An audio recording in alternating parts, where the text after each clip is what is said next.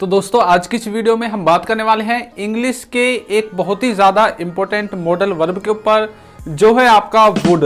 क्योंकि वुड को लेकर बहुत सारे बच्चे कंफ्यूजन में रहते हैं कि आखिर वुड को हम किस तरह से यूज़ करें। मैं बताता हूँ आप कंफ्यूजन में क्यों रहते हैं। मान लीजिए आपने अभी वुड का कोई एक प्रयोग पढ़ लिया है, तो उसके बाद यदि आप किसी और प्लेटफॉर्म पर जाओगे या फिर किसी के मुंह से या फिर कहीं पर लिखा हुआ देखोगे, तो आपको वहां पर वुड का वो सेंस निकलता हुआ नहीं दिखेगा, बल्कि वुड का कोई और सेंस ही निकलता दिखेगा। इसलिए आप वुड को लेकर थोड़ा कंफ्यूजन में रहते हो कि हम कहां पर वुड का यूज करें, कहां पर वुड का यूज ना करें। तो आज ये जो सारी प्रॉब्लम्स हैं आपकी, वो बिल्कुल मैं खत्म कर दूंगा। इस वीडियो में वुड के पूरे कॉन्सेप्ट को आपको एक एक करके समझाऊंगा। तो चलिए वीडियो को शुरू करते हैं। तो देखिए, वीडियो को अंत तक जरूर देखिएगा और जहां से आपको वीडियो समझ में ना आए उसे दोबारा आप पीछे करके देख लेना। तो चलिए वीडियो को शुरू करते हैं। तो सबसे पहले फ्रेंड्स, वुड को समझने से पहले हमें विल को समझना पड़ेगा। आखिर विल और वुड इन दोनों में रिश्ता है क्या। तो देखिए, जो विल है वो आपके फ्यूचर के बारे में बताता है कि फ्यूचर में कोई कार्य हो रहा होगा, हो चुका होगा या फिर होगा, या फिर फ्यूचर में कोई कार्य किसी समय से चल रहा होगा। ये जो सारी बातें हैं ये आपका विल बताता है। लेकिन यदि मैं आपको बोलूं कि प्रेजेंट में ये कार्य जो फ्यूचर में हमने बोले हैं, इनको हम प्रेजेंट में कैसे बोलेंगे। जैसे कि पापा आ रहे होंगे। अब पापा आ रहे होंगे ये मैं आपको प्रेजेंट के लिए बोल रहा हूं, और हमने सीखा था कि रहे होंगे, रही होंगी, ये आपको फ्यूचर के बारे में बताएगा, यानी कि फ्यूचर में किसी टाइम पर आ रहे होंगे। लेकिन मैं आपको बोल रहा हूं कि मेरे बोलते ही टाइम मैं आपको ऐसा बोलूं कि मेरे पापा ऑफिस में काम कर रहे होंगे। अब रहे होंगे तो मैंने यहां पर भी बोल दिया, तो फिर आप इसे फ्यूचर में कैसे काउंट करोगे। अब आप इसे प्रेजेंट में काउंट करोगे, क्योंकि मेरे बोलते टाइम मेरे हिसाब से वो ऐसा काम कर रहे होंगे। तो चलिए इसी तरह के सेंस को हम वुड से निकालते हैं। ये जो वुड है ये आपकी प्रेजेंट की क्रियाओं को बताएगा, जो चीज आप पॉसिबिलिटी में बताना चाहते हैं, ना कि पक्के तौर पर। आप ऐसा क्यों बोलते हैं, क्योंकि वो जो कार्य है वो पास्ट में अब तक, यानी कि प्रेजेंट टाइम तक वो कार्य ऐसा ही होता आया है। इसलिए आप इस सिचुएशन को पैदा करते हैं, पॉसिबिलिटी वाली सिचुएशन को, कि ऐसा हो रहा होगा, ऐसा कर चुके होंगे, ऐसा वो करेंगे। तो ये जो प्रेजेंट की सिचुएशंस होती हैं, इनको ही हम वुड के द्वारा बोलते हैं। तो वुड के वैसे तो बहुत सारे यूज हैं, तो मैं आप सारे यूजेस को आपको आज इस वीडियो में कवर करा दूंगा। तो यहां तक आपको क्लियर है कि जो फ्यूचर की बात है, आपको सेंस अपना लगाना है कि यदि हम फ्यूचर के लिए बोल रहे हैं कोई बात, तो उसमें विल का यूज करना है। और यदि प्रेजेंट के लिए बोलना चाहते हैं लेकिन पॉसिबिलिटी के द्वारा बोलना चाहते हैं, पक्का कन्फर्म आप नहीं है, तो उसके लिए आप बोलेंगे वुड को। अब वुड के भी बहुत सारे पार्ट्स होते हैं, जैसे कि would, would be, would have been, would have to, would have had to, और इस तरह से वुड के और भी पार्ट्स होते हैं। तो इन सबको मैं इसी एक वीडियो में कवर कर दूंगा, तो वीडियो थोड़ी सी लंबी हो जाएगी। तो चलिए वीडियो को शुरू करते हैं। तो देखिए, सबसे पहले आपको यूज करना है वुड का। अब देखिए, वुड को आप किस किस सिचुएशन में यूज करेंगे। तो देखिए, वुड के जितने भी यूजेस हैं वो मैंने आपको साइड में स्क्रीन पर दिखा दिए हैं। तो यही सारे यूज हैं जो सिंपल वुड के हैं। इसमें मैं किसी भी वुड हैव, वुड बी या फिर वुड हैव बीन, इनकी बात नहीं कर रहा हूं। मैं सिर्फ बात कर रहा हूं सिंपल वुड की। तो ये जो आपको साइड में स्क्रीन पर दिख रहे हैं, ये आपके वुड के यूजेस हैं। अब इनको आप देखकर पहचान लोगे, इन पर मैं ज्यादा जोर नहीं डालूंगा। उसके बाद के जो यूजेस हैं, जैसे कि would have, would be, would have been, इनको मैं आपको विस्तार से समझाऊंगा। तो अब थोड़ा थोड़ा करके इनके बारे में जान लेते हैं कि आखिर इनका मीनिंग क्या होता है और इनका मीनिंग आप किस तरह से अपनी डेली लाइफ में यूज करेंगे। तो चलिए देखते हैं। तो सबसे पहले हमारा यूज है निवेदन के लिए, यानी कि जब आप किसी से कोई रिक्वेस्ट करते हैं तो उसमें आप वुड का यूज कर सकते हैं। अब यहां पर देखिए, कई बार आपने ये देखा होगा कि रिक्वेस्ट के लिए आप कुड का यूज भी करते हैं या फिर मे का यूज भी करते हैं। जैसे कि क्लास में टीचर से बोलते हैं कि मे आई कम इन मैम, मे आई कम इन सर, तो इस तरह से आप मे का यूज भी करते हैं, कुड का यूज भी करते हैं और वुड का यूज भी करते हैं। तो इन तीनों में डिफरेंस आखिर है क्या।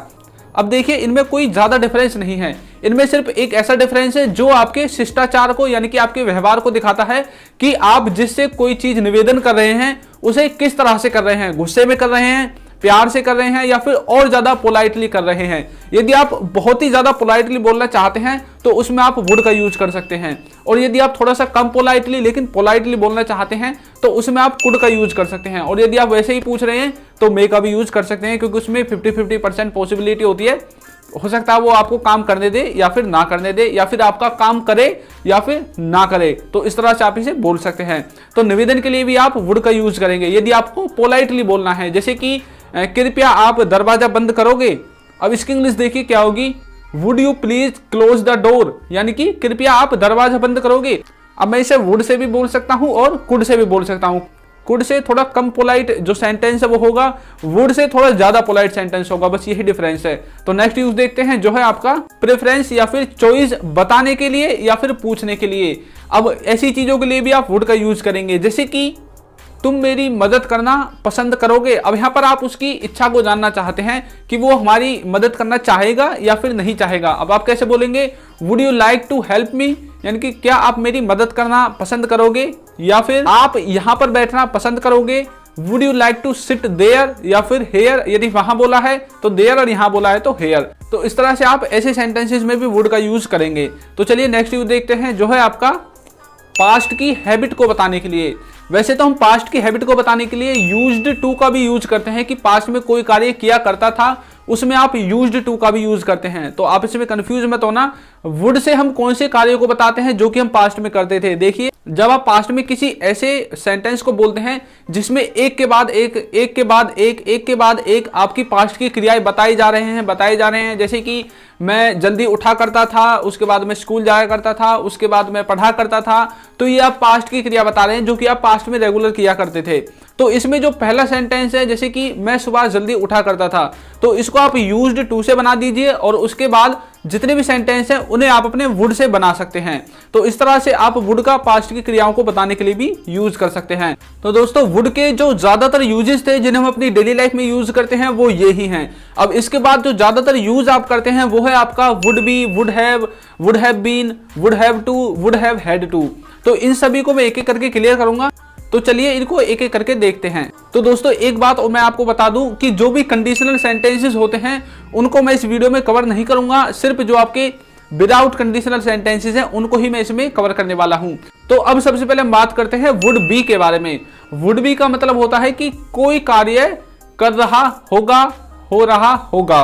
अब मैं इसमें पैसिव में नहीं ले जाऊंगा, आपको एक्टिव में ही रखूंगा। जैसे कि मैं बोलूं कि वह स्कूल जा रहा होगा। अब यहां पर मैंने बोला है कि वह स्कूल जा रहा होगा।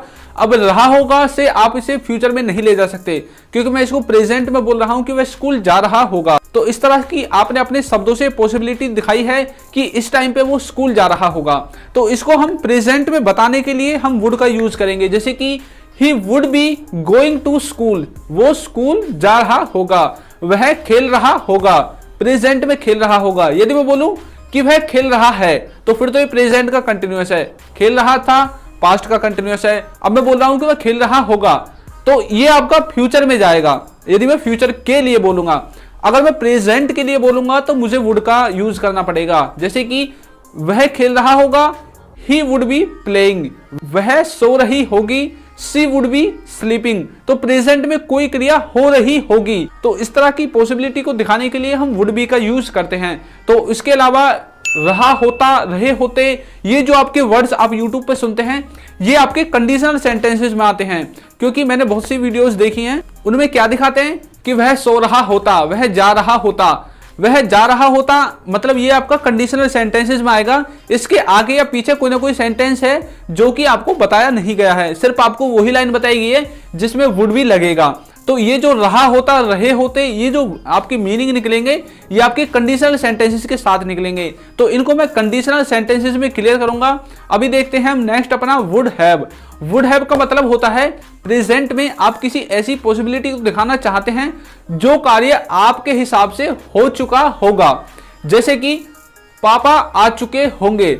अब यहां पर मैं प्रेजेंट की ही बात कर रहा हूं कि मेरे बोलते टाइम जो मेरे पापा हैं वो आ चुके होंगे, यानी कि पॉसिबिलिटी दिखाना चाहता हूं प्रेजेंट की।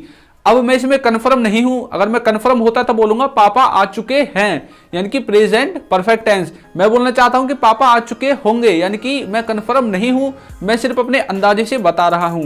तो इसमें आप यूज करेंगे वुड हैव का। अब कैसे बोलेंगे, पापा वुड हैव कम, पापा आ चुके होंगे, वह खेल चुका होगा, ही वुड हैव प्लेड।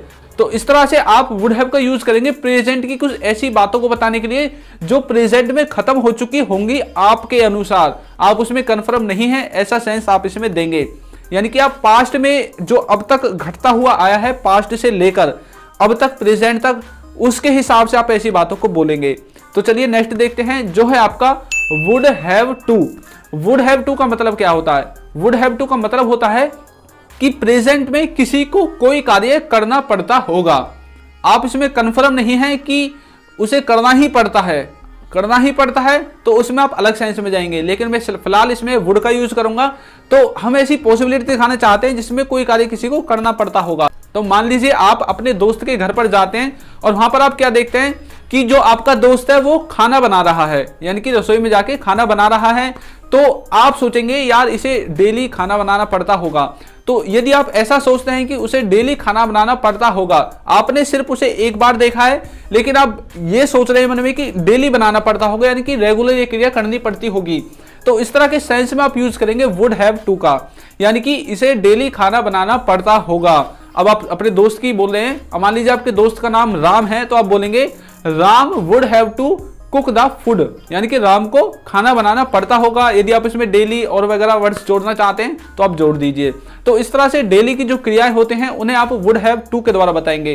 अब एक है would have had to. Would have had to का मतलब होता है, वैसे बहुत लंबा जो मॉडल वर्ब है, वुड हैव हैड टू, इसका मतलब होता है अब जो यही आपने बोला है कि वुड हैव टू, यानी कि प्रेजेंट में कोई क्रिया करनी पड़ती होगी। अब इसी को आप पास्ट में बताने के लिए यूज करेंगे वुड हैव हैड टू, यानी कि पास्ट में कोई क्रिया करनी पड़ी होगी। आप इसमें वन टाइम की जो क्रियाएं होती हैं उन्हें बताना चाहते हैं, जैसे कि उसे स्कूल जाना पड़ा होगा। अब आपको तो पक्का नहीं पता पड़ा होगा या नहीं पड़ा होगा, लेकिन आप अंदाजे से बता रहे हैं कि उसे स्कूल जाना पड़ा होगा। तो ऐसे जो सेंस होते हैं उनमें आप यूज करेंगे वुड हैव हैड टू। अब इसे कैसे बोलेंगे? He would have had to go to school, यानी कि उसे स्कूल जाना पड़ा होगा। तो इस तरह से आप जो पास्ट में क्रिया करनी पड़ी होगी आपके हिसाब से, पॉसिबिलिटी में would have had to, present में करनी पड़ती है वुड हैव टू, प्रेजेंट में कोई कार्य हो रहा होगा उसके लिए वुड भी, और प्रेजेंट में ही कोई कार्य हो चुका होगा उसके लिए वुड हैव, और उसके साथ वर्ब की थर्ड फॉर्म, जैसे कि आप जानते हैं कि हैव के साथ सब में वर्ब की थर्ड फॉर्म आती है। तो इस तरह से आप would be, would have to, would have had to और वुड जो सिंपल है इनका यूज आप कर सकते हैं। तो आशा है कि आपको वीडियो समझ में आ गई है। तो वीडियो आपको कैसी लगी है कमेंट बॉक्स में बताना बिल्कुल ना भूलना। और यदि आपको कंडीशनल सेंटेंसेस में जो कि आपको वुड के साथ बनाने पड़ते हैं एक सेपरेट वीडियो चाहिए तो कमेंट बॉक्स में जरूर बता दीजिए। और यदि चैनल पर नए हैं तो सब्सक्राइब जरूर करिए। Thank you.